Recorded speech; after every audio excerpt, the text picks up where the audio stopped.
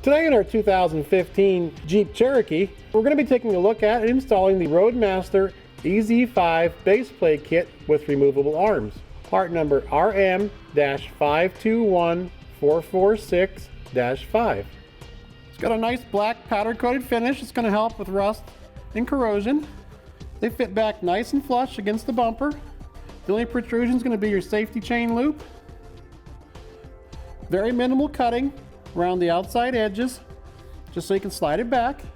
This is a complete bolt-on design. It doesn't require any drilling. Uses factory holes.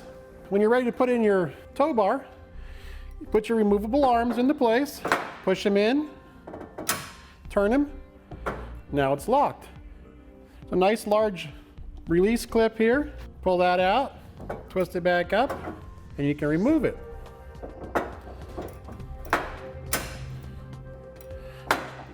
And now we'll show you how to install this kit.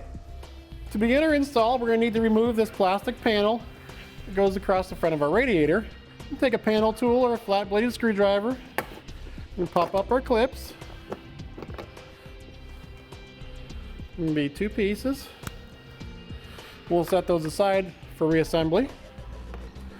It's going to be a total of 1, 2, 3, 4, 5, 6, 7, 8, 9, 10, 11, 12 clips.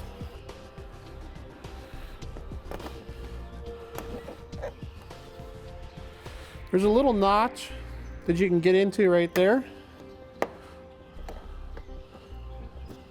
Once we have all of our clips out, take this and set it aside for reassembly later. Now we're going to remove the 3 10mm bolts. There's one here, and one that comes in from the back side. We'll take all 3 of those out and we'll do the same thing on both sides.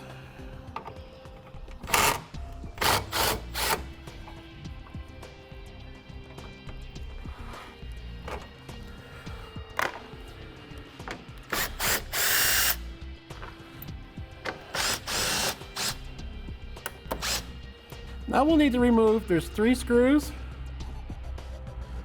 on the inside of each fender well. We're going to take those out. Those are 8mm.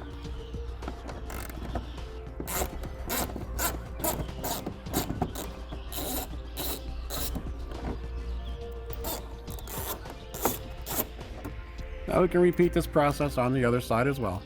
Now we're going to need to remove the skid plate bolts. There's 3 across the front, 4 across the back. And we're going to set the skid plate out of the way.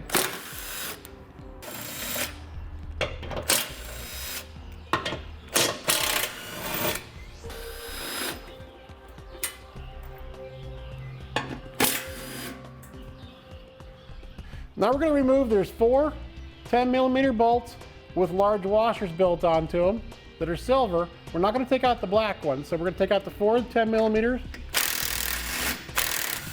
Hold the fascia to the bottom of the car.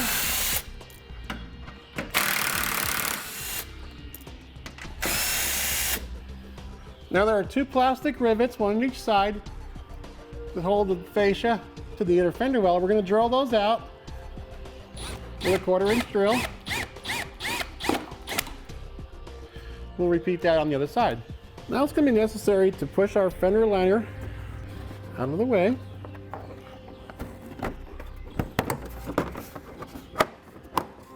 Pull it out of the way here. Then there's 1 10mm bolt that's up in here, goes at an angle this way to hold our fascia to our fender. We're going to take that 10mm bolt out. Just work it out with your socket in your hand. It's a fairly long bolt, so it takes a little bit to get it out. And once we have our bolt out of the top, the last thing we're going to disconnect is going to be this purple insert on this big plug here. You'll squeeze in on this tab, slide it back. Now make sure that you don't turn your ignition on or have your vehicle key in the run or accessory position while this is off, because it can set your check engine light with this disconnected. Now one tech tip, there is the bolt we took out earlier that holds the fascia to the fender. We're going to go ahead and take this one out also, because it'll give you a little bit of wiggle room to slide the end of your bumper cover from the fender. It's also necessary to take out this bottom bolt to allow it to move forward enough. Slide the bumper cover up off of these two tabs. We're going to grab the fender, just pull out firmly, then we'll set this someplace where it'll be safe. Now that we have our fascia off, we're going to go ahead and remove the corner plates behind the bumper. This is where your Roadmaster bars are going to tie in. We'll take a 15 and take out these 3 bolts.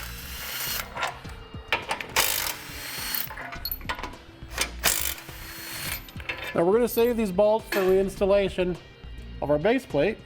And there's a 10mm bolt here, or nut. Take off from that stud. Now it'll be necessary to cut this stud off with a grinder or a hacksaw. And we're going to bend this tab, this alignment tab, flat back into the hole there. You just want to make it so it's flat against the area so we can mount our plate. Now we'll take our grinder and we can remove that stud.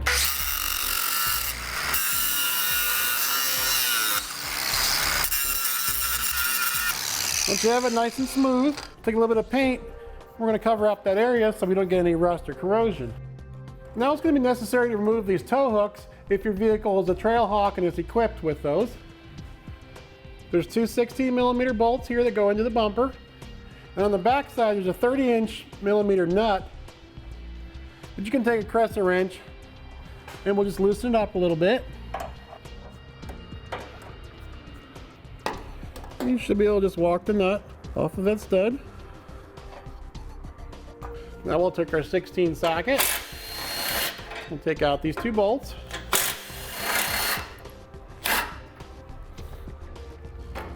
We're not going to reuse these bolts or the tow hook, so we'll set them aside and give them back to our customer. So once we have our area cleaned up and ready to go, we're going to take the flat bracket, comes with our kit. It's going to fit up on there like so. We're going to take these 2 1/2-inch bolts and drop those through. Then we'll take this 10mm bolt that is supplied with our kit, lock washer and flat washer. We're going to put some Loctite.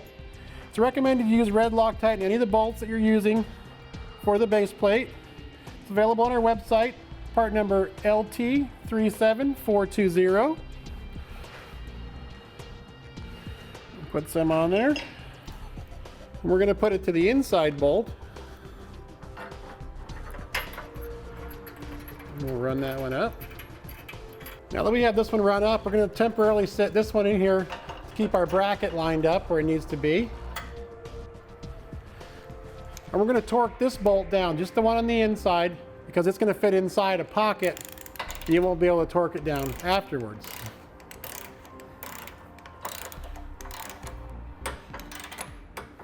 You want to follow the torque that's in your instructions. So we have that torque. We'll take this back down. Set this in place.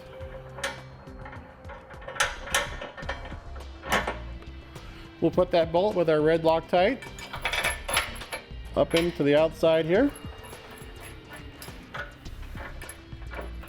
We'll run this one up. Then we'll take those 3 bolts we removed earlier with some red Loctite, place them into the body. We'll run all 3 of those back down.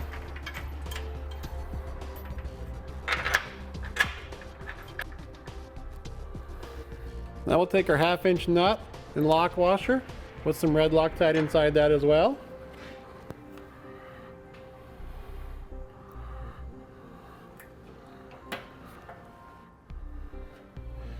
Now we'll run down these bolts to snug them up.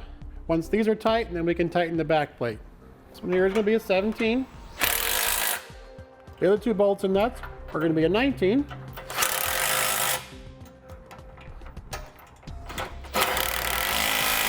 We'll take our 15 and we can run these down.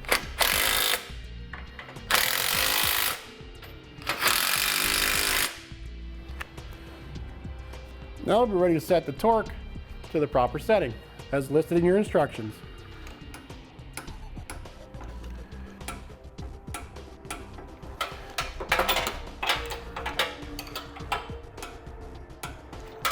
We'll take our 15mm bolts.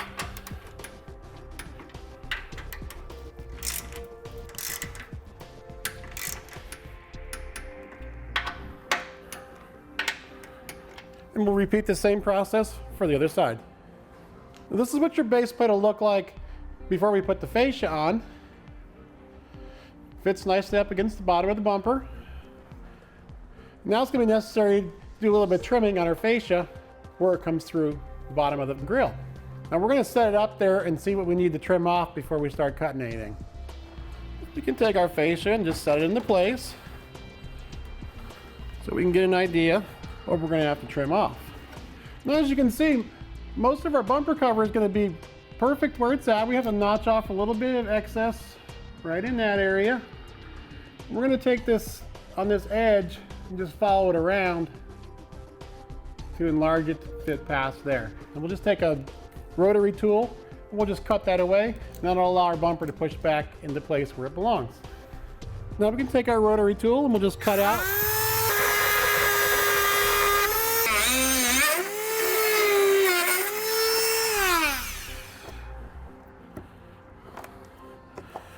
pull that out of there, and we'll take our knife and clean up our edges.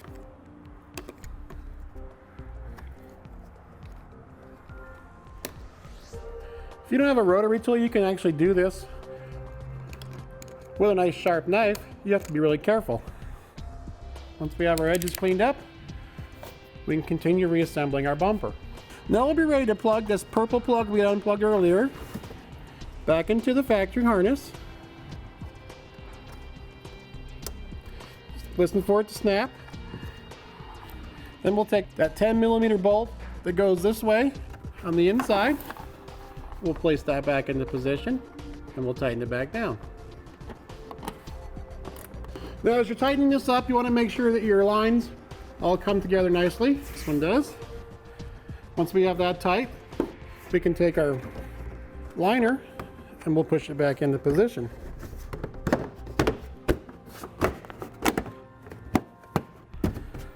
We can take our 3 8mm headed bolts. We'll place them back into the fender well and re-secure those.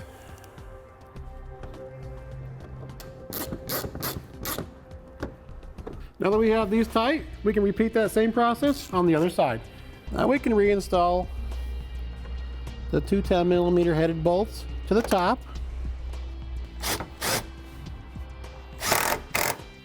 and the one that goes down to the bottom. We'll snug these back down that we loosened up earlier. Now we can take the last bolt. It's going to go up into the fender well.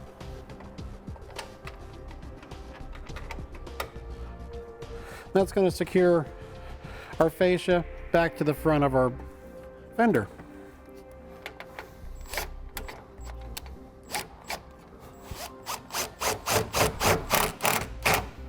And we'll repeat that process for the other side. Now that we have all our bolts secured, put our cover back over the top. I'll reinstall it with the clips. Snap them into position.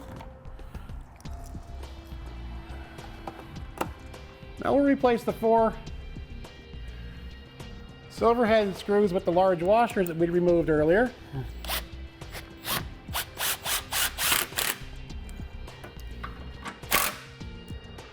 Now all we have left to do is put the skid plate back on. Our skid plate is notched in the front so we can start the bolts in.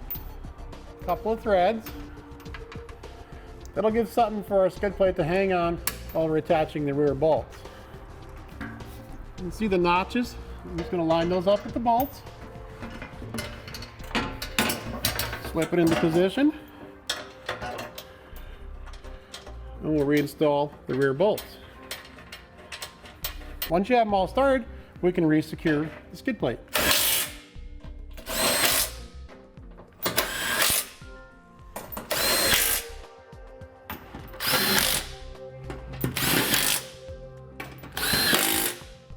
Now our last step is to take our plastic rivets and we're going to reinstall them into the bottom side of our bumper. Once we have our rivet into place, take our plastic rivet gun and we'll secure it, and we can do the same thing on the other side.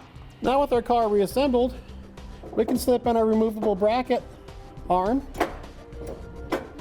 press it in, turn it, and it locks. Now we're ready to put our tow bar on and go camping. That's going to do it for our look at and install of the Roadmaster EZ5 Base Plate Kit with removable arms, part number RM-521446-5 on our 2015 Jeep Cherokee.